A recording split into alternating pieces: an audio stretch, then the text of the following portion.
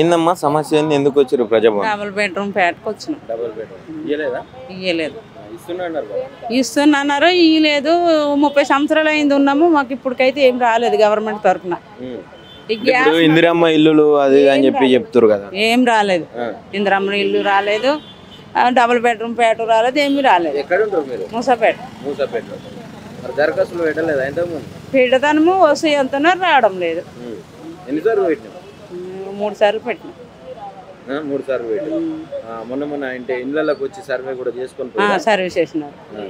మరి లిస్టులు వచ్చినాయంట కొత్తగా. ఇప్పుడు మన ఇందిరమ్మ ఇళ్ళకి సంబంధించిన లిస్టులు వచ్చినాయంట, నిజమేనా? అదే శుక్రవారం రమ్మన్నారు. వాళ్ళు లిస్ట్ పట్టుకుని అది 10 పెట్టినారు కదా. పేరు వచ్చిందా? రాలేదు. రేపు శుక్రవారం వస్తే చెప్తారు. మళ్ళీ శుక్రవారం. ఇప్పుడు ఫస్ట్ టైం రావడం? First time. ఆమె పింఛని గురించి అని వచ్చినాం. అలాగే తోడు వచ్చినాను. ఎన్ని వస్తున్నాయా 6 గ్యారెంటీలు అని చెప్పిండు కదా. అవన్నీ రావడం లేదు. పెన్షన్లు కావచ్చు, అంటే ముసలి వాళ్ళకి కావచ్చు, మీకు కూడా 2500 పెన్షన్ అవి ఇస్తా అని చెప్పారు కదా. అవి రావడంలే. వస్తే ఇదిగో అదిగో అన్నారు, ఏమి రావడంలే. ఎట్లుందమ్మా మరి గవర్నమెంట్? ఏమో మరి ఎవరికి ఏమంతాం అర్థమైతే అంతే. ఏం చెప్తాం మరి? మరి ఏం చెప్తాం, అందరూ మంచి అనుకోలే. మార్పు అని చెప్పి తెచ్చుకోరు కదా, మరి ఏమన్నా మార్పు వచ్చిందా?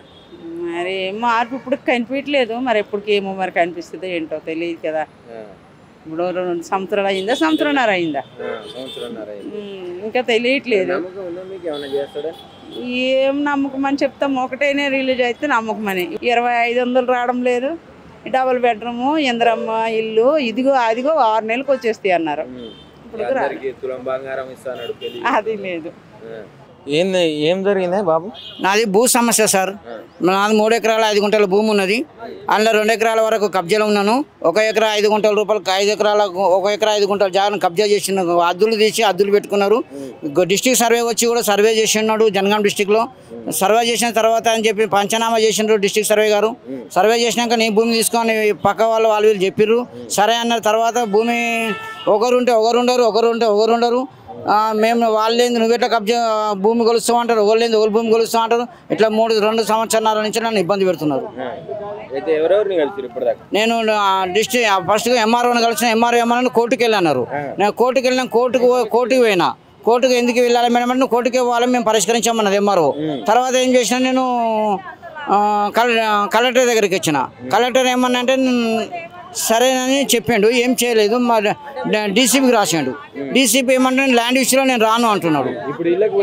ఇంట్లో ప్రజాభవన్లో వేసి వచ్చి ప్రజాభవన్కి ఇది ఒక మొదటిసారి. అంతకుముందు నేను అక్కడనే జనగాం డిస్టిక్లోనే ఈ లోకల్ మళ్ళీ నేను కలెక్టర్కి ఇంప్రూవ్ చేస్తాను, అప్రూవ్ చేయించి నేను సాల్వ్ చేస్తామని చెప్పారు. ప్రభుత్వ అధికారుల దగ్గరికి పోయినా కూడా పని అయితే లేదు. అడిషనల్ కలెక్టర్ దగ్గరికి పోతేనే డీసీపీ గారు చేయలేకపోతున్నారు. ఫోన్ చేసిండు, వాట్సాప్ పంపించిండు వాళ్ళకు. అన్ని చేస్తే సరే అని వాళ్ళు వెనక నాతో ఇది నేను ఈ ల్యాండ్ విషయంలో నేను రాను అంటున్నాను. అప్పుడు నేను ఎవరి దగ్గరికి వెళ్ళాలి? ఇప్పుడు ఎవరిని అడగాలి? అందుకే ప్రజాభవన్కి వచ్చి నేను ప్రజాభవన్లో సమస్యలు అడిగి చెప్పినాను. సరే ఈసారి మీరు ఓన్లీ యాక్షన్ తీసుకుంటా అని చెప్తున్నారు కలెక్టర్ గారికి. నమ్మకం ఉందా మరి? అంటే ఎవరు చేస్తారు అసలు ఇదంతా? ఏమన్నా రాజకీయ శక్తులునే? రాజకీయ శక్తులు అంటే అక్కడ ఉన్న లోకల్ లీడర్లు. మనం హైదరాబాద్కి వచ్చిన తర్వాత నువ్వు పబ్బం కలుపుకుంటావు. నేను పోయినప్పుడు పబ్బం కలుపుతారు. వాళ్ళు ఉన్నప్పుడు వాళ్ళు హైదరాబాద్లో ఉండడు కదా, పెట్టుకో దున్నుకోప అని చెప్తుంటారు. అది లోకల్లో ఉన్న వాళ్ళ సమస్య. అది నా భూమి నాకు కావాలి. నేను 1 రూపాయి ఇచ్చేటోని కాదు. వాళ్ళు దొంగతనం భూమి కాదు, ఎత్తుకొచ్చిన భూమి కాదు. అది మా తాతల నుంచి వచ్చిన భూమి. మేము కొనుక్కున్నాం, కొంచెం నాది. మా నాన్నగారు 6 వారాలు అప్పుడు రాసించిపోయాడు. వాళ్ళు ఏమంటారంటే మీ దగ్గర మనకు ఆధారం ఉంటే చెప్పిన భూమి వదిలి పెడతాను. లేదు మా దగ్గర ఆధారం లేవు, భూమి కొంచెం 10 గుంటలు 14 గుంటలు జగానే పరిష్కారం నేను ఇయ్యను అని చెప్పినాను. అది సమస్య సార్. కాంగ్రెస్ ఏర్పడంగానే ఇందిరమ్మ ఇల్లులు ఇస్తామని చెప్పారు. మీరు ఇప్పటిదాకా 2 సంవత్సరాలు అయితే తిరుగుతూనే ఉన్నారు. ఏం చెప్తున్నారు లోపల? ఇస్తాము వస్తుంది అంటున్నారు. ఇందిరమ్మ ఇల్లు ఇస్తేనే మీ ప్రభుత్వము మీరు ఎంతో మేలు చేసిన వాళ్ళు, ప్రజలకు ఎంతో మేలు చేసిన వాళ్ళు అవుతారు. మీ 2500 గురించి మేము ఆశిస్తలేము. ఇంకొకటి మీ ఫ్రీ బస్సుల కోసం మేము ఆశిస్తలేము. ఏదైతే అరుగులు వాళ్లకు బలుగు బలహీన వర్గాల కుటుంబాలకు ఏవైతే ఇవ్వగలగాలో అవి మాత్రం ఇస్తేనే గవర్నమెంట్కి ఎంతో మేలు. అసలు ఈ ప్రభుత్వం పేదలదని చెప్తున్నావు కదా, పేదలైతే పేదల వరకు అందాలే కదా, పేదల వరకు అందాలి కదా. పేదల వరకు అందకుండా మీరు ఏదో జాగల మీద భూముల మీద పడే బదులు మా కుటుంబాలు ఎట్లున్నాయి, ఇప్పుడు అడ్డగుట్ట అంటేనే పెద్ద స్లమ్ ఏరియా, ఆ స్లమ్ ఏరియాలలో ఎవరికి ఏది అందుతుంది ఏది అందట్లేదని ఒక కలెక్టర్ అన్నా ఒక గవర్నమెంట్ ఎంప్లాయీ అన్నా వచ్చి నెలకు ఒక్కసారన్నా ఒక 6 నెలలకు ఒక్కసారన్నా విజిట్ చేయాలా, ప్రతి ఒక స్కూళ్ళల్లో విజిట్ చేయాలా, ప్రతి ఒక్క స్లమ్ ఏరియాలలో విజిట్ చేయాలా. మీకు ఏమి ఇవ్వాలో ఏమి ఇవ్వద్దు అని మీరు విజిట్ చేసిన తర్వాత వాళ్ళకి ఏమి అర్హులు, వీళ్ళు ఏమి ఇవ్వాలి, వీళ్ళకి ఏమి ఇవ్వద్దు అని ఆలోచన చేసి ఇవ్వాలి. ఫస్ట్ అయితే మాకు ఇండ్లు కావాలా, ఇందిరమ్మ ఇండ్లు కావాలని వచ్చినాం ప్రజావానికి. ఇళ్ళ కోసం మేము లెటర్ పెట్టినాయి చేస్తామని అన్నారు. ఇప్పుడు ఇదే ఫస్ట్ టైం వచ్చినాం. ఎందుకంటే వానాకాలం దగ్గర వచ్చింది, కొన్ని ఇండ్లు కూలిపోయినాయి. పురాతన ఇండ్లు ఏమైందంటే కూలిపోయినాయి, మట్టితో కట్టిన ఇండ్లు. అవి స్లమ్ ఏరియా, ఎప్పుడు కూలుతుందో అన్ని మోరీలు ఉంటాయి, ఎప్పుడు కూలుతుందో ఎప్పుడు మంచిగా ఉంటుందో భయాందోళనలతో ఉంటున్నాం పిల్లలను పెట్టుకొని. ఇంటికి వచ్చి సర్వేలు చేసుకొని పోయారు, ఒక 2-3 సార్లు దరఖాస్తులు తీసుకురు, అదే చేసిరు. మరి రేపే వస్తున్నాయి ఎల్లుండే వస్తున్నాయి హడావిడి చేసిరు. మీరు ఎలిజిబిలిటీ ఇందిరమ్మ ఇళ్ళకి ఎలిజిబిలిటీ అని చెప్పారు కానీ ఇంకా మొత్తానికి శాంక్షన్ చేయలేదు. అంటే లిస్టులు వచ్చినాయి ఆ లిస్టులు వచ్చినాయే మాకు ఇవ్వమని మేము రిక్వెస్ట్ చేసినాం. ఉంది సార్, ఉంది. ఇల్లు అయితే మాకు ఇంకా ఇవ్వలేదు, ఇస్తే బాగుంటది. ఖాళీ ప్లేస్ ఉన్న కూడా ఏదో డబ్బులు ఇస్తా అన్నారు కదా, అవి ఇస్తే బాగుంటదని వచ్చినాం. ఇది తప్ప ఇంకా మిగతా 6 గ్యారెంటీలు అని చెప్పిండు కదా, అన్ని నడుస్తున్నట్టేనా సక్రమంగా? ఏవి నడుస్తలేవు కదండి, ఏవి నడుస్తలేవు. 2500 అన్నారు, అవి కూడా నడుస్తలేవు. పెన్షన్లు కూడా కొంతమందికి వస్తున్నాయి, కొంతమందికి వస్తలేవు. ఇంకా అసలు 6 గ్యారెంటీలలో బస్ ఒకటి గ్యారెంటీ అయింది. ఈ రేషన్ కార్డులు ఇంకెవరికి రాలేదండి. పెద్ద ఎత్తున మొన్న దాకా మొత్తం రేషన్ కార్డులు బిజీ ఉండే తీసుకున్నారు, జిరాక్స్లు ఆ జిరాక్స్లు ఈ జిరాక్స్లు అని తీసుకున్నారు కానీ ఇంకెవరికి రాలేదు. మరి అవి కూడా తొందరగా వస్తే అవి కూడా బాగుంటాయి.